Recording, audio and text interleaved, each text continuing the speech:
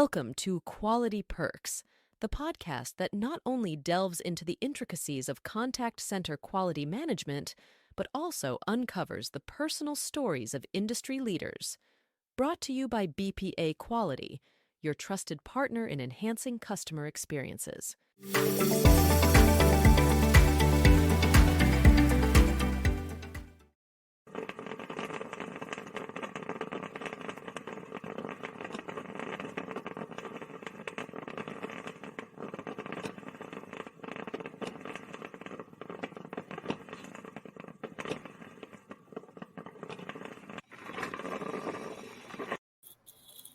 And good morning and welcome to Quality Perks. As you know, I'm Karen Dupree. We've also got Neil Eggers here as my co-host.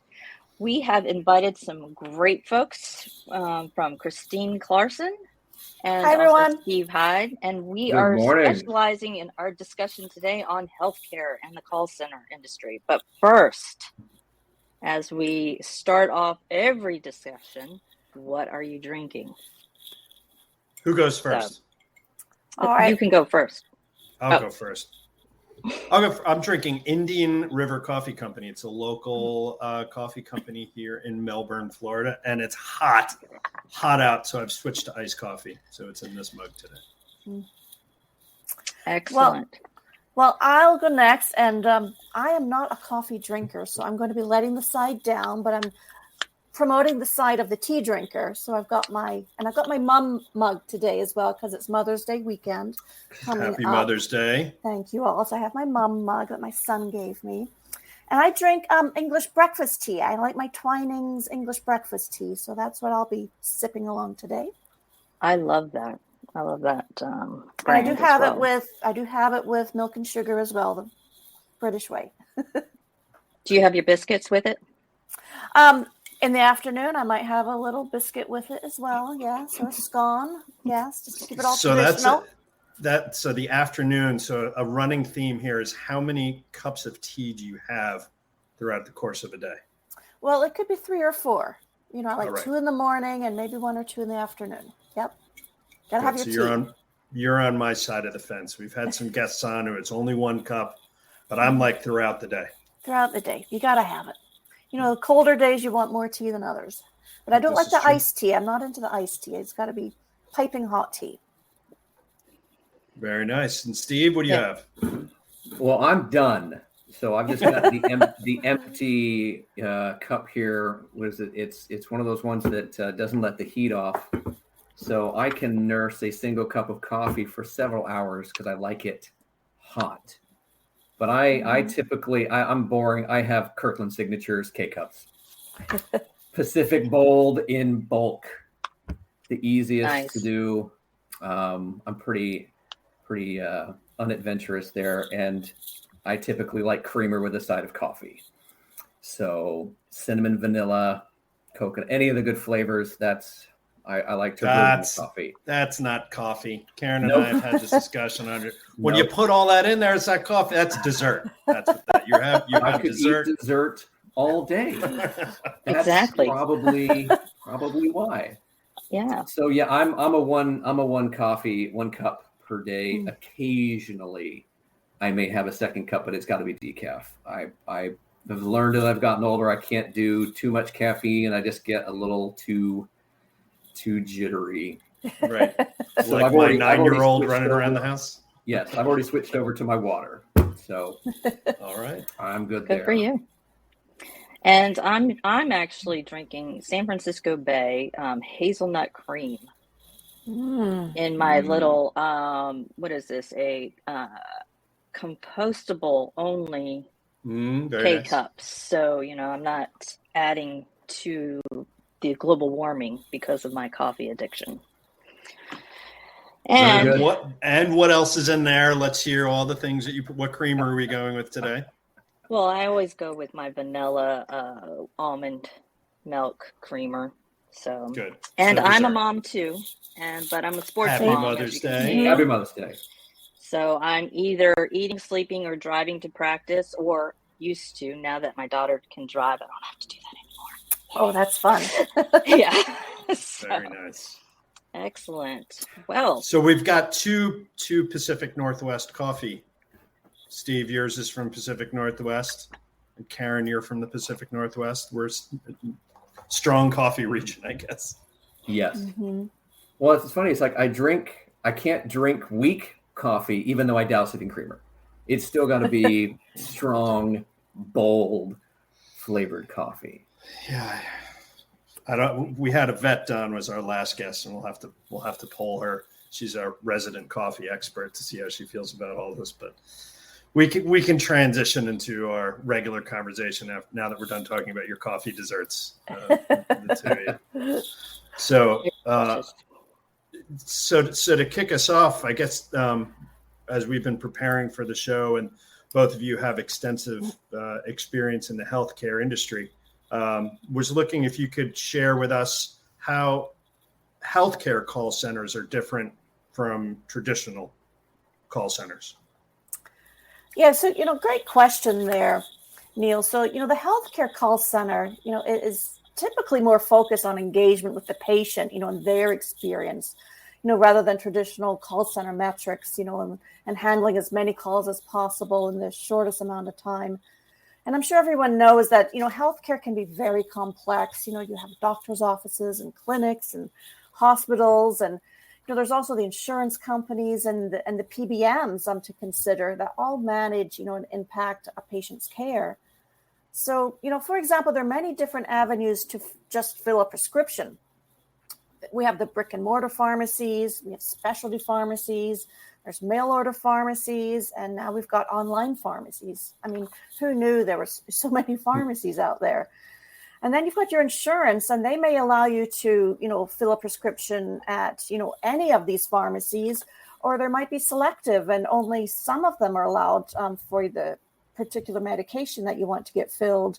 So that could be dependent on the therapy that's being prescribed by your physician as well. So it's just one of the many complexities that, healthcare call centers must really be able to assist with. And this makes it very different from a traditional, type of call center as well. So Steve, what's your thoughts on that? I definitely agree. The focus of the call center being more the patient and their experience. But who do you think healthcare call centers face many of the same challenges, right, as any other industry? You've got wait times, call resolution, turnover, things like that. But they face more scrutiny, right? Government regulation than other industries. And then you also have a different perspective than the traditional contact center, where your caller is not trying to return a product, right? They're calling regarding their healthcare, which makes that associate on the phone really a member of their care team, right? Kind of the holistic approach there. And I also think healthcare centers deal with probably more change year over year due to, the regulations and requirements, as well as kind of, plans and updates and things to coverages, all of which makes it really critical for those centers to have an efficient, kind of flexible quality program in place, which is really where we come into play at BPA. Mm-hmm. So let's expand on that a little bit. Can you talk about how a quality program like ours would help a healthcare call center? Yeah. One of the great things about what we do here at BPA is we're extremely fluid, right, in our ability to expand or change focus. Great example is how we can adjust our audits during open enrollment periods, where there can be an increase in call volumes along with those questions that come about new plans and such. We can add temporary enrollment specific metrics to our evaluations, and then we document findings in near real time to provide that immediate feedback that these call centers need. And then with situations like that, where you've got something that's seasonal or temporary, waiting even a week, right, to provide that feedback can greatly impact an organization on the negative side, right? So getting results quickly and being flexible is essential to that. Christine, what about you? What about your experience with how our quality program can kind of help the healthcare call center? Yeah, I mean, I really think, and a really important aspect and not one to get forgotten in all of this is, the patient staying compliant to therapy and really improving, the health outcomes for the patient. And this is where the healthcare call center can play, a really critical role in providing, those emotional connections as well, and that trust and empathy, and really make a personalized, patient experience. So a quality assurance program, like we have at BPA, can see all of these areas, really help tell that story about what that patient journey is like, where those opportunities are. We can also take a look and offer insights and intelligence, on that patient experience. There's also this entire, life cycle that the patient goes through. Anytime they engage with the healthcare providers, that call center is a critical component, of that journey of the patient. So we hear that term a lot, the life cycle, and it's a very distinctive term. How does it resonate, or how does it fit into the environment when we're talking about healthcare specifically? Yeah.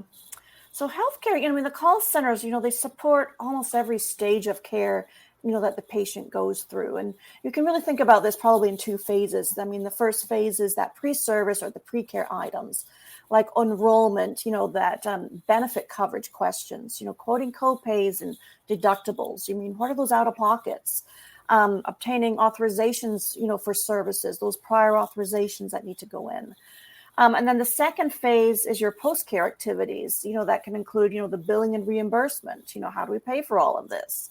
Our prescriptions and, long-term care support and disease management.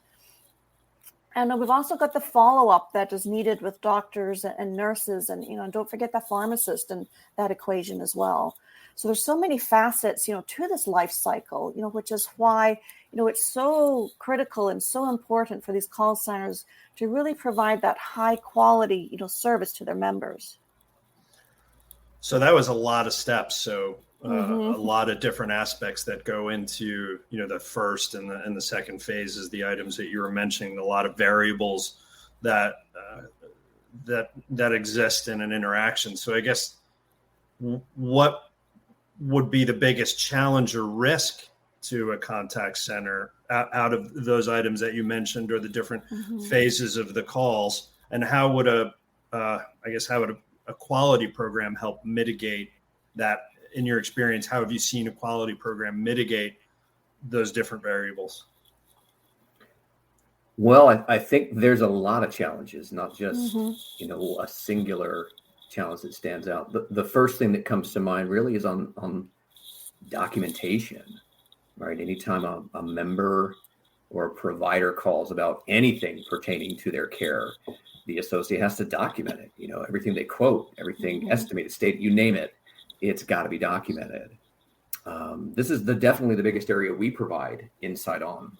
One of the things we're able to do is take evaluation data from multiple call types, and we can compare them and see where a certain type of documentation area maybe is more prevalent.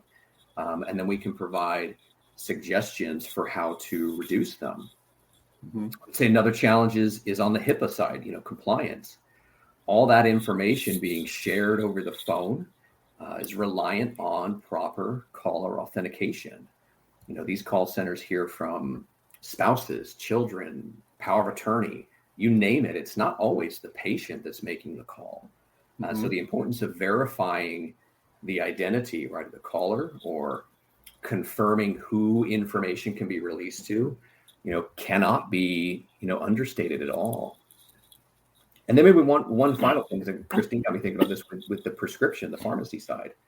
One of the things we've seen over, the past decade, maybe longer, is a shift to more of these mail order programs, or getting patients access to cheaper alternatives than the name brands, and then numerous other programs, right, designed to reduce costs to both the patient and the insurer, which means getting access or increasing use of those offerings is a big deal. And these healthcare call centers are the main conduit to do so. Our involvement helps spotlight trends or areas where associates may need additional coaching to improve their success in getting patients to subscribe to those programs. So lots going on there, and our ability to kind of look at things from a high level, we can really help connect dots for some of these call centers. Mm-hmm. Christine, any, from your perspective, challenges you've observed in the healthcare setting that you'd want to share? Yeah, absolutely. So, from my experience in the healthcare setting, the biggest challenge is one that I mentioned a little earlier as well, is ensuring the patient is compliant, with their prescribed therapy, because that's at the end of the day what it's really all about. And the call centers must provide, any necessary help to improve, the patient's outcome. So to do this successfully, the call center rep, needs to be knowledgeable. So training is certainly key. I mean, not only for the points, Steve has just mentioned, but for the general industry knowledge, needed on insurance plans and knowledge about pharmacy and, technical or medical terminology, but also on that human compassion, to services, for each and every call successfully as well. We can't forget about that. And this can be a very daunting task, for all call centers, in the healthcare sector to really meet. Yeah, and it's difficult to put all of those together, right? The product knowledge, the listening to the customer, and then the empathy at the same time, or that forming that human relationship. So, and that's been a theme, I think, through all of our episodes, is the Quality Perks episodes, is that those three things: the knowledge, the compassion, and the connecting with the customer. Right. So it's certainly an important part. So great conversation. To kind of wrap us up here, what does the future look like? What are things that the two of you would like to see changed or improved inside the healthcare contact center environment specifically? Mm-hmm. So Neil, as healthcare and as all call centers, continue to evolve, my hope is we'll begin to experience a more seamless journey, which includes, easier appointment scheduling, more robust benefits investigation, appointment reminders, education and, prescription refills and help with disease management. The call center needs to be that one, centralized point of contact, but assisted by those knowledgeable, trustworthy, and caring people. And I think, BPAs with their quality assurance program is, perfectly situated, to help healthcare, call centers really navigate this. Yeah, and I totally agree with Christine on that single point of contact, that seamless, less complex, right, environment for patients. I think that's where I'd like to see the future go.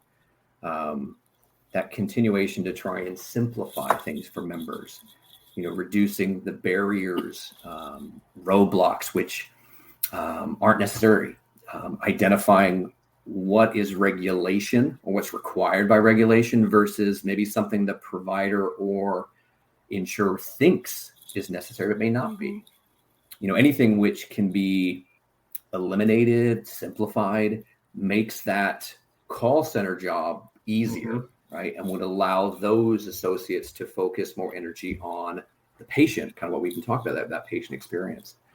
A lot of work to do. Right? We've covered just the tip of the iceberg today, but I think we're going to be involved in this journey for many years to come as we continue to support it. We're all about simplifying the customer experience and making it a little bit easier and not that painful contact center moment. Right. So that would be beneficial.